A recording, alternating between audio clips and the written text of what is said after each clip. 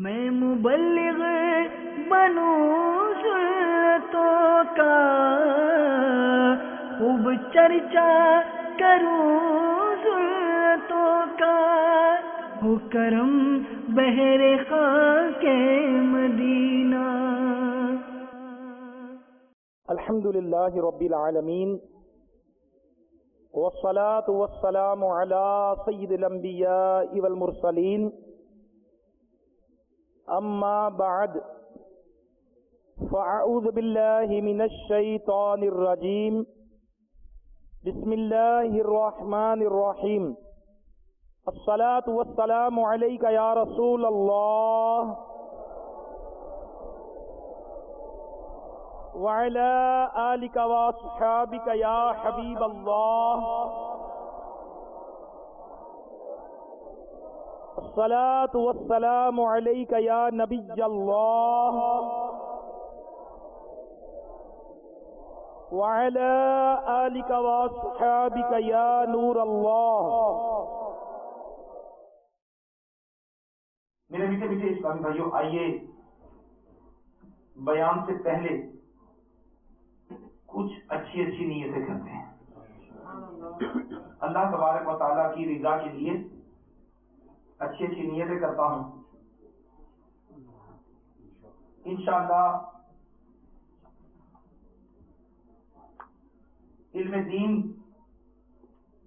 سیکھنے کی نیت سے سنوں گا۔ میں اللہ تبارک و تعالیٰ کہ اس حکم قرآنی پر عمل کرتے ہوئے اور اللہ تبارک و تعالیٰ کی راہ کی طرف بلاؤ پکی تدبیر اور اچھی نصیحت کے ساتھ انشاءاللہ اس پر عمل کروں گا۔ میرے آقا صلی اللہ تعالی علیہ وسلم نے فرمایا، بلغوا عنی ولو آیا، پہنچا دو میری طرف سے اگرچہ کہ ایک آیت کیوں نہ ہو۔ اس پر انشاءاللہ میں عمل کی نیت کرتا ہوں۔ صلو علی الحبیب صلی اللہ علیہ محمد۔ اور جو اسلامی بھائی لسنر ہیں وہ بھی نیت کر لیں انشاءاللہ، اللہ کی رضا کے لیے توجہ کے ساتھ جہاں تک ہو سکا دو زانوں بیٹھ کر بغیر ٹیک کے علم دین کی نیت سے سنیں گے انشاءاللہ۔ اور جہاں درود پاک پڑھا گیا تو صلو علی الحبیب بھی کہیں گے، اور نبی پاک صلی اللہ تعالی علیہ وآلہ وسلم کی جب سنتیں بیان ہوں گی تو انشاءاللہ عمل کی نیت بھی کریں گے انشاءاللہ۔ شیخ طریقت امیر اہل سنت بانی دعوت اسلامی حضرت علامہ مولانا محمد الیاس عطار قادری دامت برکاتہم العالیہ اپنے رسالے نیک بننے کا نسخہ، اس میں درود پاک کی فضیلت نقل کرتے ہیں کہ ایک شخص نے خواب میں خوفناک بلا دیکھی، گھبرا کر پوچھا کہ تو کون ہے؟ بلا نے جواب دیا، میں تیرے برے اعمال ہوں۔ پوچھا تجھ سے نجات کی کیا صورت ہے؟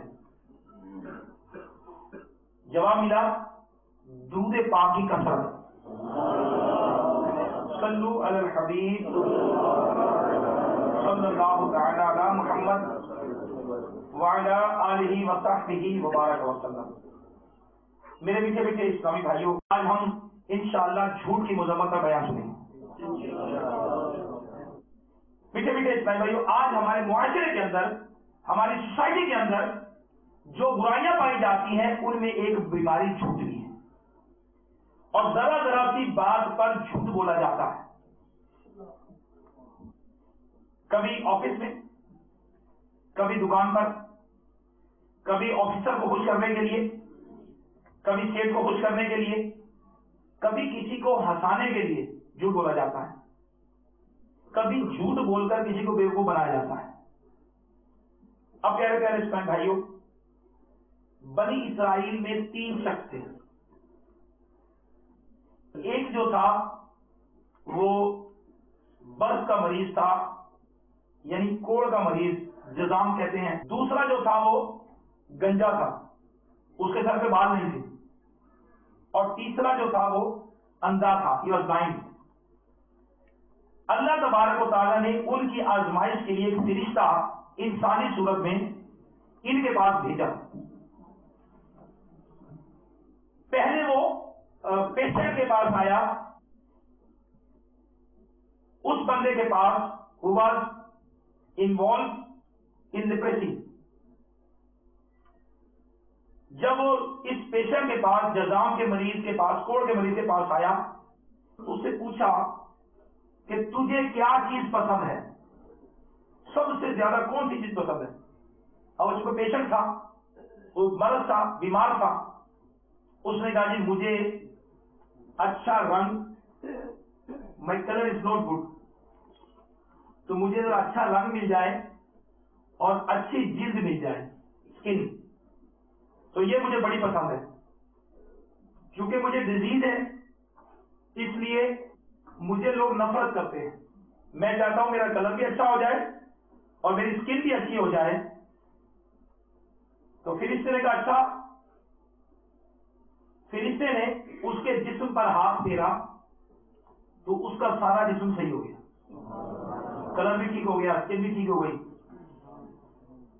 اب فرشتے نے پوچھا تجھے کون سا مال پسند ہے, ویلتھ کیا پسند ہے تجھے.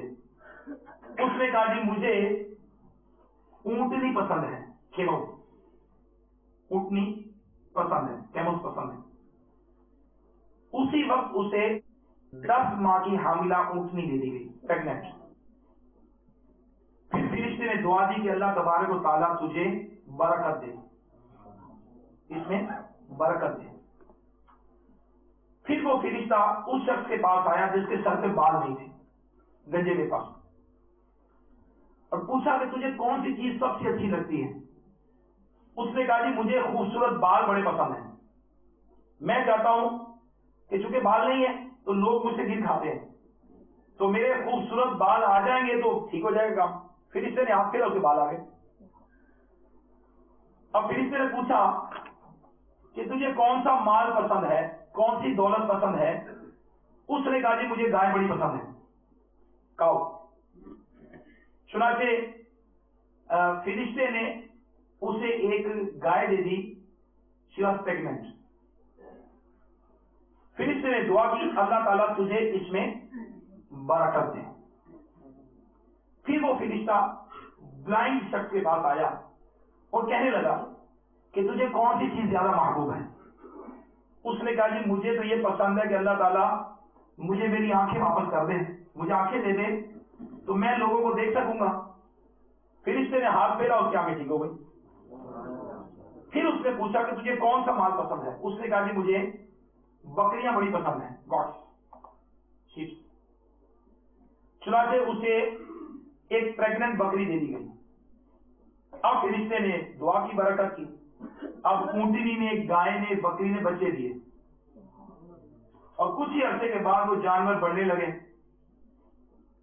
برکت کی دعا کی, وہ بڑھنے لگے, اور اتنے کہ ایک شخص کے پاس اونٹوں سے پوری وادی بھر گئی. وہ پوری 2 پہاڑوں کے درمیان جو میدان ہوتا ہے وادی کہتے ہیں, پوری وادی بھر گئی. دوسرے کے پاس گائے سے بھر گئی, تیسرے کے پاس بکریوں سے بھر گئی. پھر فرشتہ اس بندے کے پاس آیا جس کو وہ برس یا کوڑ کا مریض تھا, ڈیزیز تھی نا جس کو, اسکن ڈیزیز. اس کے پاس آیا اور کہنے لگا کہ میں, اور کس طرح آیا کہ جیسے کوڑ کا مریض ہوتا ہے نا, اسکن خراب ہوتی ہے اور بیمار, ڈیزیز, ایسا شخص بن کر آیا اور کہنے لگا کہ میں ایک غریب اور مسکین شخص ہوں, میرے پاس مال ختم ہو گیا, ذاترہ ختم ہو گیا, مسافر ہوں میں, واپس جانے کی کوئی صورت نہیں ہے, مگر اللہ کی رحمت سے امید ہے, میں تیری مدد کا طلبگار ہوں. اس جس ذات نے تجھے اچھی خوبصورت رنگ, جلد اور مال عطا کیا ہے, میں تجھے اسی کا واسطہ دیتا ہوں کہ مجھے اپنے اونٹوں میں سے ایک اونٹ دے دے تاکہ میں اپنی منزل پر پہنچ سکوں. اب وہی فرشتہ تھا جس نے اس کو ٹھیک کیا تھا, لیکن اب خود اسی کی صورت میں آیا کہ جلد خراب, مریض بن کر, مسافر ہوں, ایک اونٹ مجھے دے دے. وہ کہنے لگا نہیں سوری میرے ذمے حقوق بہت زیادہ ہیں, آئی ہیو مور ریسپانسبلٹیز, تو میں تجھے نہیں دے سکتا. فرشتے نے کہا مجھے لگتا ہے کہ میں تجھے جانتا ہوں. تو وہی ہے نا جس کو کوڑ کی بیماری تھی, یو آر دا پیشنٹ, لوگ تجھے نفرت کرتے تھے, تو فقیر تھا, تو محتاج تھا, پھر اللہ تبارک و تعالیٰ نے تجھے شفا عطا کی, اللہ تبارک و تعالیٰ نے تجھے مال دیا. اس نے کہا نو نو نو نو لو, یہ this wealth is from my forefather, یہ تو میری وراثت میں ملا ہے, مجھے مال میرے باپ دادا کا ہے, میں تو جدی پشتی رہی ہوں. فرشتے نے کہا اچھا اگر تو اپنی بات میں جھوٹا ہے, if you are telling a lie, تو اللہ تبارک و تعالیٰ تجھے ایسا کر دے جیسے تو پہلے تھا. پھر وہ فرشتہ گنجے کے پاس اپنی پہلی صورت میں آیا, اور فرشتے بھی ایسی صورت میں آیا کہ بال نہیں ہے, اور اس طرح بن کر جیسے وہ پہلے تھا نا شخص ایسے آ گئے, اور اس سے بھی وہی بات کی جو اس نے کوڑ کے ولی سے بات کی تھی, اور کہ جی وہ میں مسافر ہوں اور زیادہ ختم ہو گیا ہے, تو لہٰذا اللہ نے تجھے مال دیا ہے, گائے دی ہے, تو مجھے بھی دے دے, میں پھر تجھے کر دوں گا. تو اب اس نے کہا نہیں نہیں نہیں, آئی ہیو مور ریسپانسبلٹیز آن می, میں آپ کو گائے نہیں دے سکتا. فرشتے نے کہا میں تجھے جانتا ہوں, مجھے لگ رہا ہے کہ میں تجھے جانتا ہوں. وہ تو وہی ہے نا جس کے سر پہ بال نہیں تھے, اس کو اللہ ہے میرے تو شروع سے ہی ایسا ہوں, بڑا خوبصورت ہوں. پھر اس نے کہا اچھا اگر تو اپنی بات میں جھوٹا ہے تو اللہ تجھے اسی صورت میں کر دے جو تو پہلے تھا, نہ مال تھا نہ بال تھے. پھر وہ فرشتہ اس بلائنڈ شخص کے پاس آیا اور کہنے لگا کہ میں ایک مسکین مسافر ہوں, میرا زادرہ ختم ہو گیا ہے, اور آج کے دن میں اپنی منزل تک نہیں پہنچ سکتا, مگر اللہ کی ذات سے امید ہے, اللہ کے بعد تو میرا آسرا ہے. میں اسی ذات کا تجھ سے واسطہ دے کر سوال کرتا ہوں کہ جس نے تجھے آنکھیں عطا فرمائی, مجھے ایک بکری دے دے, ایک بکری اور یہ گوٹ اور یہ شیپ گیو می, تاکہ میں اپنی منزل پر پہنچ جاؤں. تو وہ شخص کہنے لگا کہ میں تو پہلے اندھا تھا, پھر اللہ نے مجھے آنکھیں دی, پھر اللہ تبارک و تعالیٰ نے مجھے مال دیا, تجھے جتنا چاہیے تو لے لے اور جتنا چاہے چھوڑ دے. خدا کی قسم تو جتنا مال اللہ کی خاطر اللہ کی راہ میں لینا چاہے گا لے لے, میں تجھے مشقت میں نہ ڈالوں گا, یعنی منع نہ کروں گا. یہ سن کر فرشتے نے کہا کہ تیرا آنا مبارک ہو, یہ سارا مال تو اپنے پاس ہی رکھ, تیرے لیے اللہ کی رضا ہے اور تیرے دونوں دوستوں کے لیے اللہ تعالیٰ کی ناراضی ہے. میرے پیارے پیارے اسلامی بھائیوں, یہ بخاری شریف کے اندر یہ اندھے کوڑ والے شخص اور بلائنڈ کی یہ روایت بیان کی گئی بخاری شریف کی حدیث پاک میں. میرے آقا صلی اللہ تعالی علیہ وسلم نے ہمیں بتائی. اب غور کریں کہ جس شخص نے جھوٹ بولا اللہ تبارک و تعالیٰ نے اس سے ناراضی کا اظہار کیا, اور جس نے سچ بولا اللہ تبارک و تعالیٰ کی رضامندی کا اس کو پیغام ملا. میرے پیارے اسلامی بھائیوں, ہم بھی اللہ سے دعا کرتے ہیں کہ اللہ تبارک و تعالیٰ ہمیں بھی ہمیشہ کے لیے جھوٹ سے محفوظ فرمائے. اللہ تعالیٰ جتنے خفیہ مسجد ڈیوزبری یو کے اندر لوگ موجود ہیں اس اجتماع میں, اللہ تبارک و تعالیٰ ہم سب سے راضی ہو جائے اور ہمیشہ ہمیشہ ہمیشہ کے لیے راضی ہو جائے, کبھی ناراض نہ ہو. عفو کر اور صدا کے لیے راضی ہو جا, تیرا کیا جائے گا میں شاد مروں گا جا. میرے میٹھے میٹھے اسلامی بھائیوں, غور کریں کہ جھوٹ بولنے کا وبال کتنا زیادہ ہے. اب جھوٹ کی ڈیفینیشن کیا ہے؟ ڈیفینیشن کیا ہے؟ کے متعلق اس کے اصلی حالت کے برعکس خبر دینا، خواہ اسے معلوم ہو اور جان بوجھ کر ایسا کرے یا معلوم نہ ہو، یہ جھوٹ کی ڈیفینیشن ہے. یعنی اس کے گناہ ہونے کے لیے دو شرطیں ہیں، کسی چیز کا علم ہونا اور جان بوجھ کر اس کے خلاف بیان کرنا. میرے پیچھے پیچھے اسلامی جھوٹ ٹیلنگ اے لائی، یہ ایسی بری چیز ہے کہ یہ ہر مذہب میں منع ہے. دنیا میں جتنے بھی مذاہب ہیں سب میں منع ہے اور سب مذاہب میں حرام ہے. اور اسلام نے ہمیں اس سے بچنے کی بہت زیادہ تاکید فرمائی ہے.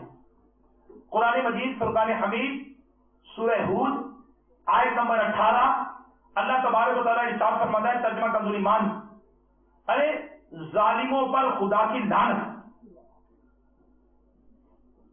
نبی پاک صلی اللہ تعالیٰ علیہ وآلہ وسلم کے صحابی حضرت سیدنا عبداللہ ابن مسعود رضی اللہ تعالیٰ عنہ سے روایت ہے کہ نبی کریم صلی اللہ تعالیٰ علیہ وآلہ وسلم کا فرمانے علی شان ہے کہ تم پر سچ بولنا لازم ہے، کیونکہ سچ نیکی کی طرف رہنمائی کرتا ہے اور نیکی جنت کا راستہ دکھاتی ہے. اور آدمی ہمیشہ سچ بولتا ہے اور سچ کی جستجو میں رہتا ہے، یہاں تک کہ اللہ تعالیٰ کے نزدیک صدیق لکھ دیا جاتا ہے. اور جھوٹ سے بچو، کیونکہ جھوٹ گناہوں کی طرف لے جاتا ہے اور گناہ جہنم میں پہنچا دیتے ہیں. آدمی ہمیشہ جھوٹ بولتا رہتا ہے اور اس کی جستجو میں رہتا ہے، یہاں تک کہ اللہ کے نزدیک جھوٹا لکھ دیا جاتا ہے. میرے میٹھے میٹھے اسلامی بھائیوں، اللہ کے محبوب صلی اللہ تعالیٰ علیہ وآلہ وسلم کا فرمانے علی شان ہے، تم پر سچ لازم ہے کیونکہ یہ نیکی کے ساتھ ہے اور دونوں جنت میں لے جاتے ہیں، اور جھوٹ سے بچو کیونکہ یہ گناہوں کے ساتھ ہے اور یہ دونوں جہنم میں لے جاتے ہیں. میرے میٹھے میٹھے اسلامی بھائیوں، سیرت مصطفیٰ صلی اللہ تعالیٰ علیہ وسلم دعوت اسلامی کے اشاعتی ادارے مکتبۃ المدینہ کی مطبوعہ کتاب ہے، اس کے صفحہ 104 پر درج ہے کہ حضور علیہ الصلوۃ والسلام کا بچپن کا زمانہ ختم ہوا اور جوانی کا زمانہ آیا. سبحان اللہ. ہمارا کریکٹر کیسا ہونا چاہیے؟ ایک نوجوان کا کریکٹر کیسا ہونا چاہیے؟ دعوت اسلامی تو نبی پاک صلی اللہ علیہ وسلم کی سنت یاد کر رہی ہے نا. دعوت اسلامی اس معاشرے میں کریکٹر بلڈنگ کا کام کر رہی ہے.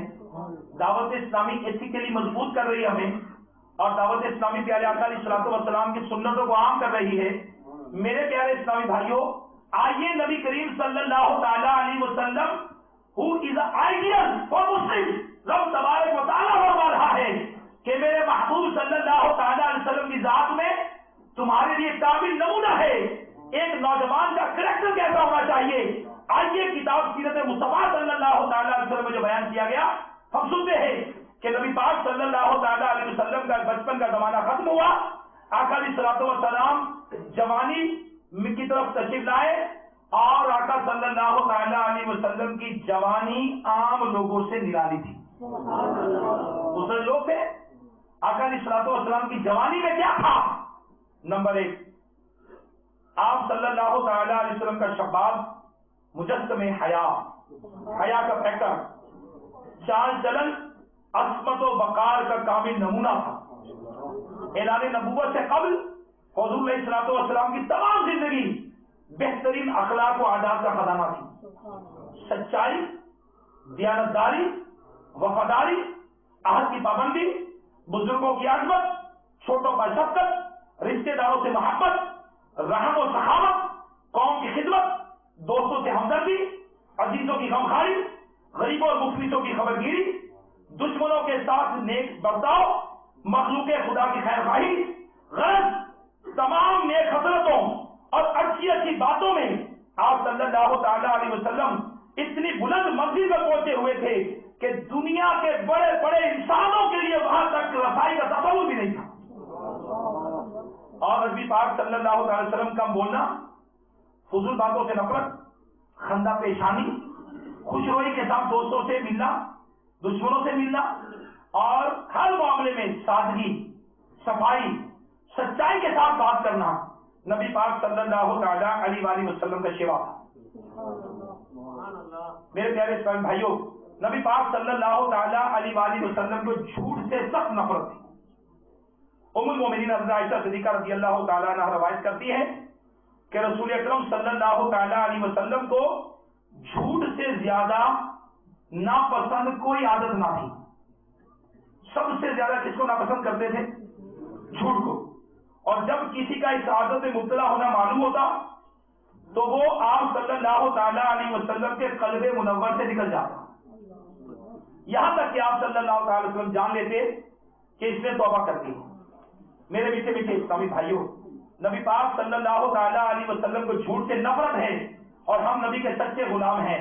انشاءاللہ عز و جل ہم بھی جھوٹ سے نفرت کریں گے کیونکہ یہ برائی ہے. ہم اس سے نفرت کریں گے. اور اللہ کے فرشتوں کو کتنی نفرت ہے، اللہ اکبر.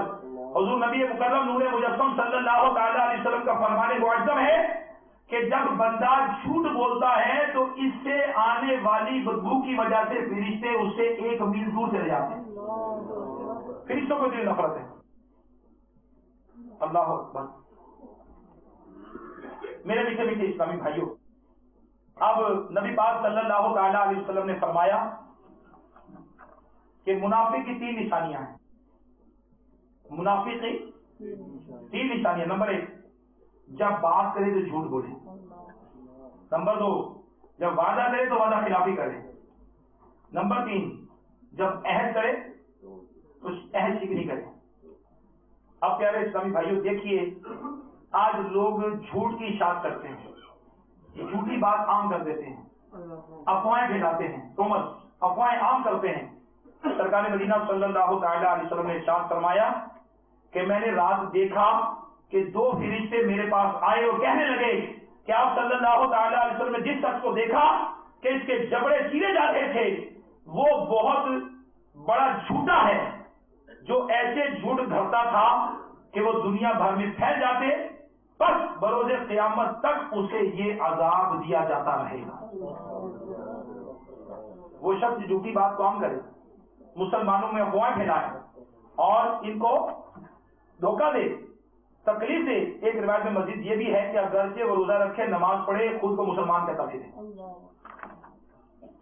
تو میرے میٹھے میٹھے اسلامی بھائیوں، نبی پاک صلی اللہ تعالیٰ علیہ وآلہ وسلم کا ارشاد گرامی ہے جس میں 4 علامتیں ہوں گی وہ پکا منافق ہے.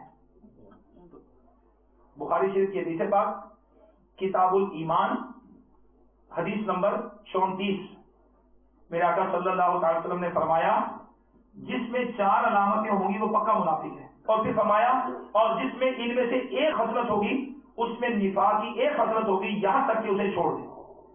نمبر 1، جب اس کے پاس کوئی امانت رکھی جائے تو خیانت کرے. نمبر 2، جب بات کرے تو جھوٹ بولے. نمبر 3، جب کوئی معاہدہ کرے تو توڑ دے. اور نمبر 4، جب جھگڑا کرے تو گالی گلوچ کرے. یہ 4 نشانیاں منافق کی بیان کی گئی میرے آقا صلی اللہ تعالیٰ علیہ وآلہ وسلم. تو میرے میٹھے میٹھے اسلامی بھائیوں، تاجدار مدینہ صلی اللہ تعالیٰ علیہ وسلم کا فرمان عظمت نشان ہے کہ بندہ کامل ایمان والا نہیں ہو سکتا حتیٰ کہ مذاق میں جھوٹ بولنا اور جھگڑنا چھوڑ دے اگرچہ کہ سچے کیوں نہ ہو. میرے میٹھے میٹھے اسلامی بھائیوں، مذاق میں بھی جھوٹ بولنے کی شریعت میں اجازت نہیں ہے. اللہ اکبر. اب آپ غور کیجئے کہ نبی پاک صلی اللہ تعالیٰ علیہ وآلہ وسلم فرما رہے ہیں کہ انسان کی فطرت میں خیانت اور جھوٹ کے علاوہ تمام خصلتیں ہو سکتی ہیں. جھوٹا نہیں ہو سکتا بندہ، مگر بدقسمتی کی بات یہ ہے کہ آج کل لوگ جھوٹ کو بولتے ہیں اور اس کے جو نقصانات ہیں اس کی طرف توجہ نہیں ہوتی. اگر واقعی کسی طرح انسان کو بتا دیا جائے کہ اس کے یہ نقصانات، بچتا ہے بندہ، جیسے بچہ ہے، چھوٹا بچہ ہے، آپ بتا دو گرم کرتے ہیں نا اس کو تھوڑا سا ہاٹ گرم، اور اس کو ڈراتے ہیں کہ یہ آگ ہے تو یہ کرنٹ ہے تو یہ بجلی ہے، تو تھوڑا وہ ڈراتے ہیں اس کو تاکہ وہ اس سے بچے.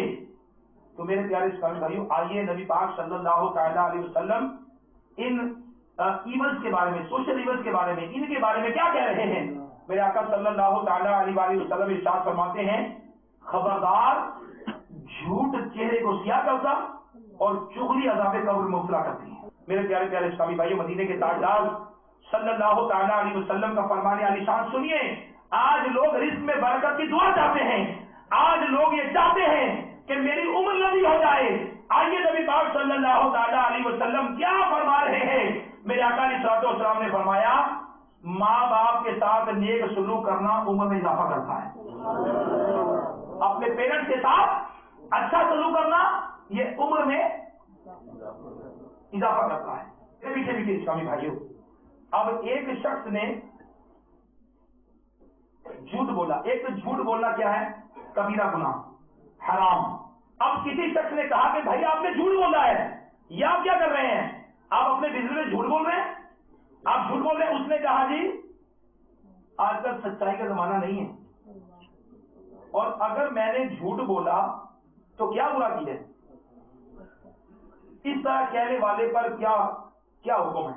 شیخ طریقت امیر اہل سنت مولانا محمد الیاس قادری صاحب کفریہ کلمات کے بارے میں سوال جواب کے صفحہ 390 پر جھوٹ کے بارے میں فتاوی رضیہ شریف کا سوال لکھتے ہیں۔ فتاوی رضیہ شریف میں فرمایا گیا کہ اگر لوگ کہتے ہیں جی کہ آپ نے جھوٹ بولا ہے، وہ کہتا ہے جی میں نے جھوٹ بولا، آج کل سچائی کا زمانہ نہیں ہے، اگر میں نے جھوٹ بولا تو کیا برا کیا؟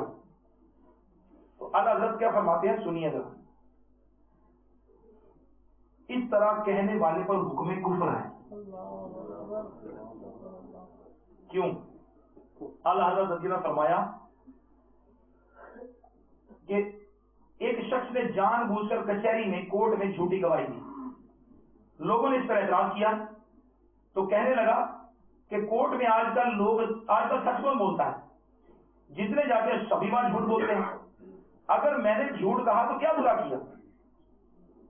اس کا جواب اعلیٰ حضرت نے دیا، حدیث میں فرمایا جھوٹی گواہی دینے والا وہاں سے قدم نہیں ہٹا پاتا کہ اللہ تبارک و تعالیٰ اس پر جہنم واجب فرما دیتا ہے۔ اعلیٰ حضرت فرماتے ہیں کہ امام اہل سنت مولانا شاہ امام احمد رضا خان کی یہاں تک جو اس نے بولا نا، جھوٹ بولا، یہ تو تھا حرام اور کبیرہ گناہ، حرام اور کبیرہ گناہ جو آدمی کی ہلاکت اور بربادی کو بس ہے، کافی ہے آدمی کو ہلاک کرنے کے لیے، بربادی کے لیے کبیرہ گناہ حرام۔ اور آگے اس کا کہنا کہ میں نے جھوٹ بولا تو کیا برا کیا، یہ کون سا غلط کام کیا؟ سری کفر ہے، سری کلمہ کفر ہے۔ اس پر لازم ہے کہ تجدید اسلام کرے، اور اگر عورت رکھتا ہے اب سر نو اسلام لانے کے بعد اس سے تجدید نکاح ضروری ہے۔ تو میرے پیچھے پیچھے اسلامی بھائیوں، اب جھوٹی گواہی دینا، جھوٹ بولنا اور اللہ تبارک و تعالیٰ کو ناراض کرنے والے کام کر دینا، یہ بہت خطرناک ہے۔ اور معاذ اللہ آج کل تو لوگ اللہ تبارک و تعالیٰ اس کے رسول صلی اللہ تعالی وسلم پہ جھوٹ باندھتے ہیں۔ اللہ تبارک و تعالیٰ کا فرمان ہے ترجمہ کنز ایمان، اور قیامت کے دن تم دیکھو گے انہیں جنہوں نے اللہ پر جھوٹ باندھا کہ ان کے منہ کالے ہیں۔ حضرت حسن بصری رضی اللہ عنہ ارشاد فرماتے ہیں ان سے مراد وہ لوگ ہیں جو کہتے ہیں کہ اگر ہم چاہیں گے تو یہ کام کریں گے اور چاہیں گے تو یہ نہیں کریں گے، اور اللہ تبارک و تعالیٰ پر جھوٹ باندھتے ہیں، اس کے محبوب پر جھوٹ باندھتے ہیں کہ یہ اللہ یوں فرماتا ہے، یہ حدیثوں میں یوں آیا، کدھر آیا بھائی یہ نہیں پتا کدھر آیا، اپنی مطلب سے اپنی مرضی سے بنا دیتے ہیں کسی بات کو، اپنی بات کو وزن دینے کو یہ حدیثوں میں آیا ہے، وہ یہ اللہ نے فرمایا، کدھر فرمایا یہ نہیں پتا کدھر فرمایا۔ تو بعض لوگوں کی گفتگو کرنے کے لیے اپنی بات کو وزن دینے کے لیے یوں بھی بنا دیتے ہیں۔ اس میں مبلغین کو بھی احتیاط کرنی چاہیے، دعوت اسلامی کے اسلامی بھائیوں کو بھی احتیاط کرنی چاہیے، نیکی کی دعوت دینے والوں کو بھی احتیاط کرنی چاہیے، مذہبی لوگوں کو بھی احتیاط کرنی چاہیے کہ جب کسی کو بات کریں تو جب تک 100% کنفرم نہ ہو کہ یہ قرآن کی فلاں آیت کا فلاں ترجمہ ہے، بیان نہیں کرے کہ اللہ فرماتا ہے، جب تک کنفرم نہ ہو کہ یہ حدیث ہے بیان نہ کریں۔ ہو سکتا ہے کسی بزرگ کا قول ہو، اس لیے دعوت اسلامی کے مدنی ماحول میں دعوت اسلامی کے مبلغین کو یہ کہا جاتا ہے کہ آپ جب بھی اسپیچ کریں، جب بھی بیان کریں، آپ دکھا ہوا دیکھ کر کریں تاکہ غلطی کا چانس نہ رہے۔ اور بعض لوگ یہ سمجھتے ہیں کہ یار اس کو تو علم نہیں ہے، یہ عالم نہیں ہے، یہ زبانی نہیں کر سکتا، یہ دیکھ کے کر رہا ہے، دیکھ کے کر رہا ہے، نو پرابلم، کوئی بات نہیں. کیا ہو گیا پھر؟ اگر میں دیکھ کے بیان کر تو مجھے نکال دیا آپ نے؟ کیا مجھے نہیں سن رہے؟ کیا آپ کی توجہ نہیں ہے؟ یا مجھے کیا نقصان ہوا؟ الحمدللہ عز و جل مجھے فائدہ جو ہوا کہ جو میں بات کہہ رہا ہوں میرے سامنے لکھا ہے کہ یہ حدیث پاک ہے.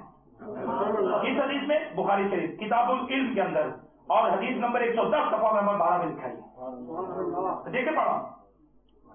تو میرے پیارے اسلامی دعوت اسلامی کے مدنی ماحول میں الحمدللہ چاہے مبلغین ہفتہ وار اجتماع میں بیان کریں، چاہے مدنی قافلوں میں بیان کریں، چاہے مدنی چینل پر بیان کریں، انہیں یہی کہا جاتا ہے کہ آپ دے کر بیان کریں. میرے میٹھے میٹھے اسلامی بھائیوں، نبی پاک صلی اللہ تعالی علیہ وآلہ وسلم نے ارشاد فرمایا جس نے میری طرف منسوب کر کے کوئی بات بیان کی حالانکہ وہ جانتا ہے کہ جھوٹ ہے تو وہ جھوٹوں میں سے ہے. بعض لوگ جھوٹے خواب بیان کرتے ہیں کہ مجھے یوں زیارت ہوئی، اپنے آپ کو معروف کرنے کے لیے، اپنے مشہور کرنے کے لیے. بعض عورتوں میں بھی چل پڑتی ہے کہ مجھے فلاں بزرگ کی زیارت ہوئی، مجھے فلاں ہوئی، مجھے تو نبی کی زیارت ہوئی، مجھے نبی نے یوں فرمایا، یہ فرمایا. نبی پاک صلی اللہ تعالی علیہ وآلہ وسلم نے ارشاد فرمایا کہ مجھ پر جھوٹ باندھنا کسی اور پر جھوٹ باندھنے جیسا نہیں ہے، اور جس نے مجھ پر جھوٹ باندھا وہ اپنا ٹھکانہ جہنم میں بنا لے.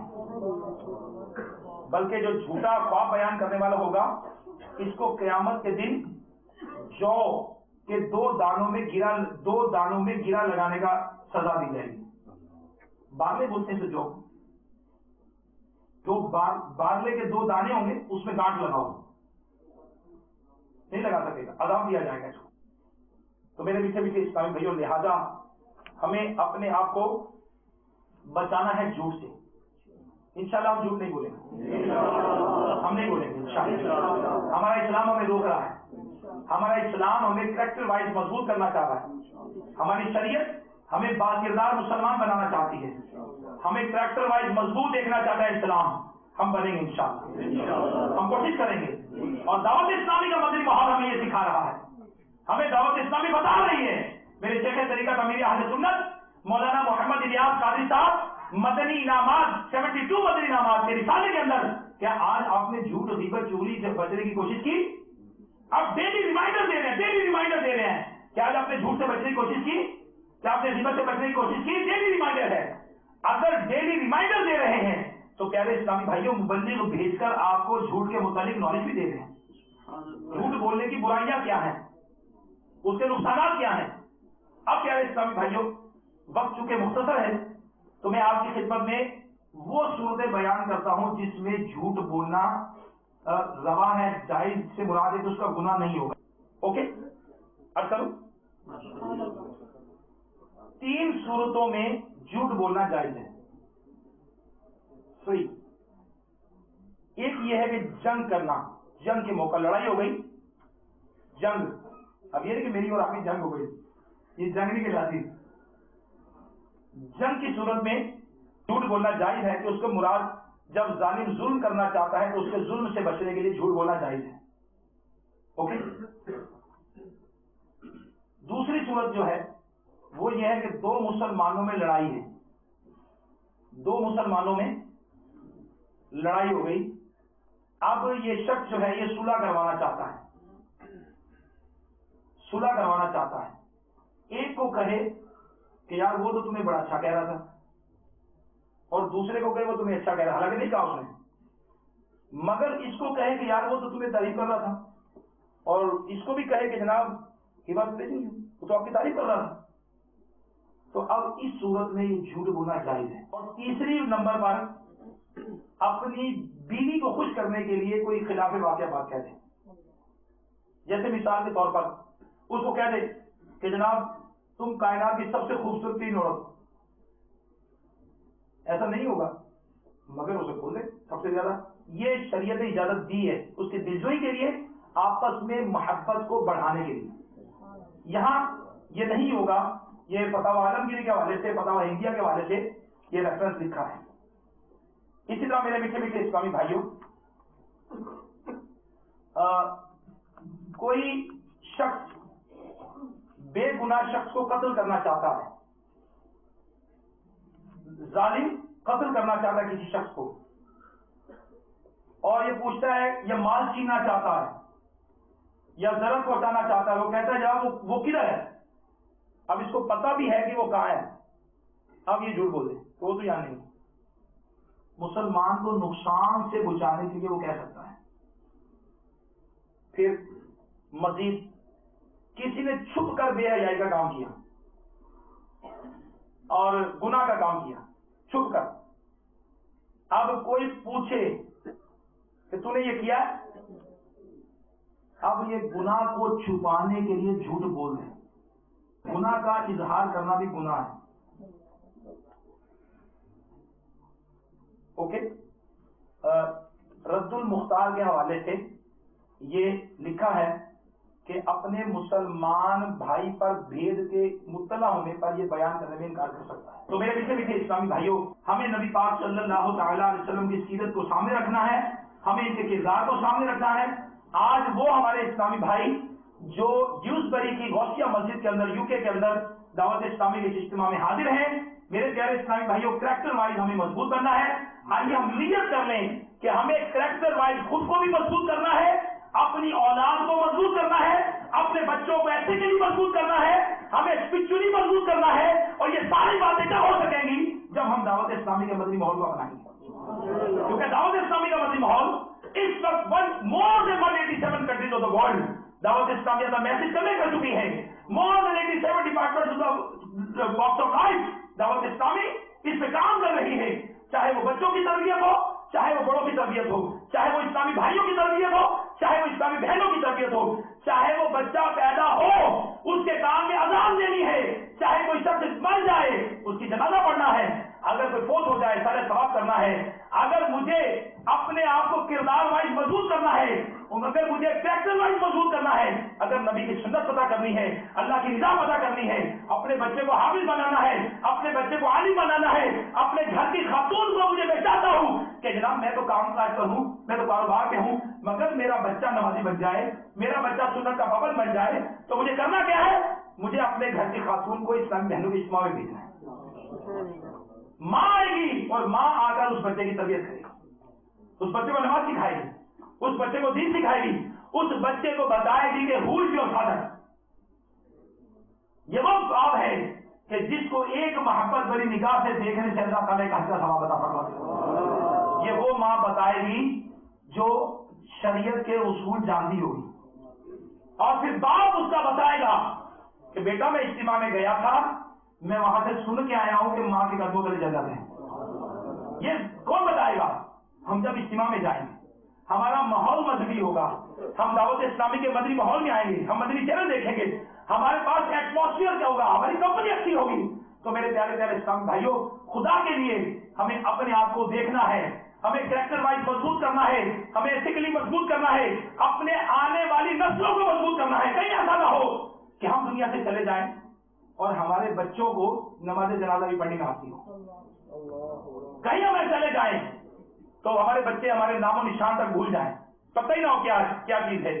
ہم نے کمایا، بڑی محنت سے کمایا، اور ہمارے بچے اسے شراب خانوں میں ضائع کر رہے ہیں، جوئے کھیل رہے ہیں۔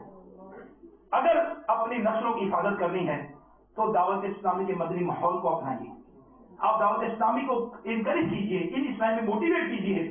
اگر آپ کے گاؤں میں مسجد نہیں مسجد بنائیں، اگر آپ کے گاؤں میں مسجد نہیں مسجد بنائیں، مدرسہ نہیں مدرسہ بنائیں، اسلام بہنوں کا اجتماع شروع کریں، آپ آفر کریں کہ what can I do for you؟ میں دعوت اسلامی کے لیے میں کیا کر سکتا ہوں؟ میں یہ چاہتا ہوں کہ ہمارے لوگ تباہ ہو رہے ہیں، ہمارے مسلمانوں کا کریکٹر تباہ ہو رہا ہے، ہمارے لوگ برائیوں میں مبتلا ہو رہے ہیں، ہماری نئی نسل جا رہی ہے، ہم کیسے سیو کر سکتے ہیں؟ آپ صدقہ جاریہ کا کام کر سکتے ہیں، آپ مسلمانوں کے رہنما بن سکتے ہیں، رہبر بن سکتے ہیں، آپ احسان ثواب کا ثواب جاریہ کا ذریعہ بن سکتے ہیں اگر آپ دعوت اسلامی کے مدنی ماحول کو اپناتے ہیں، اگر دعوت اسلامی والوں کو موٹیویٹ کرتے ہیں کہ آئیے بھائی چلیے، آپ دنیا کے 187 ملکوں تک پیغام پہنچا چکے، آپ مدنی چینل چلا رہے ہیں، آپ مدرسے چلا رہے ہیں، جامعہ چلا رہے ہیں، مور دین 80,000 اسٹوڈنٹس آپ کے پاس حفظ نافذہ کی تعلیم حاصل کر رہے ہیں، مور دین 17,000 اسٹوڈنٹس آپ کے پاس درس نظامی کی تعلیم حاصل کر رہے ہیں۔ دعوت اسلامی has approved from the government of Pakistan دار المدینہ انٹرنیشنل یونیورسٹی، آپ دار المدینہ انٹرنیشنل یونیورسٹی پاس سے پڑھ چکے ہیں، آپ یونیورسٹی چلانے والے ہیں، آپ بتائیے ہم آپ کی کیا خدمت کر سکتے ہیں، کیا ہیلپ کر سکتے ہیں؟ ایتھیکلی مضبوط کیجیے، مسلمانوں کو پوری دنیا کے اندر ایتھیکلی مضبوط کیجیے۔ اسلامی بھائیوں، میری آپ سے گزارش ہے کہ آپ بس دعوت اسلامی کے اجتماع میں آئیے، اللہ تعالیٰ کرے علماء اہل سنت کی صحبت اختیار کیجیے، آپ مدنی کاموں میں آگے بڑھیے اور اپنے آپ کو پیش کریں۔ اللہ تعالیٰ ہمیں عمل کرنے کی توفیق عطا فرمائے، اللہ تبارک و تعالیٰ ہمیں گناہوں سے بچائے، آمین بجاہ نبی امین صلی اللہ تعالیٰ علیہ وسلم۔ میں مبلغ بنوں سنتوں کا، خوب چرچا کروں سنتوں کا، ہو کرم بہر خاک مدینہ۔